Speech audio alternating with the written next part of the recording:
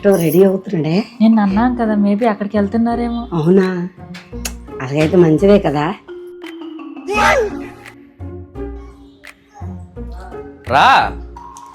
నేను అక్కడికి నువ్వే ప్రశాంతంగా ఉన్నాను తీసుకొచ్చి, పండగలు వస్తున్నాయి పిలుపులు చేయి, అల్లుని తీసుకొని చెప్పాగా, నువ్వు కూడా రా. సరే పద.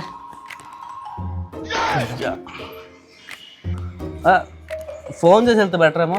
ఎందుకు మళ్ళీ ఎక్కడికి వెళ్తారు? సరేదా.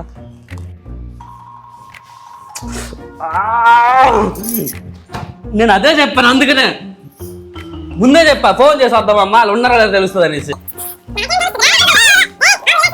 ఆగు ఆగు ఆగు ఆగు, ఎందుకు గాబరైపోతున్నావు, పిచ్చి అయిపోతున్నావు ఏమి? మనం పండగ చెప్పడం మన ధర్మం. వచ్చామా లేరు, ఫోన్ చేసి ఒకసారి చూడరా. ఫోన్ చేసి ఎత్తపోతే అన్నీ నువ్వు నేటిగా ఆలోచిస్తావు. ఇంటి దగ్గర అలాగే అన్నావు, ఇప్పుడు కూడా అన్నా. ఫోన్ లేపట్లేదు వీడు. హలో బావగారు, అదే ఇంటికి వచ్చాము పండగకి పిలుపు చేయడానికి. అమ్మ నేను ఇంటికి వచ్చావా బావా? చా, ముందే కాల్ చేయాల్సిందే. నువ్వు అస్సలు అనుకోలేదు బావా, లేకపోతే ఇంట్లోనే ఉండేవాడిని. చాలా థ్యాంక్ యూ బావా, ఇంటి వరకు వచ్చి పిలుపు చేసినందుకు.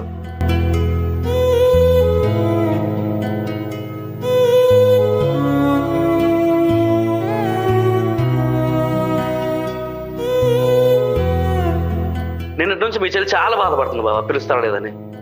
మా నాయన చిన్న గొడవ వల్ల ఈగోలు హట్ అయిపోయి పిల్లవరేమో బాధపడుతూనే ఉంది.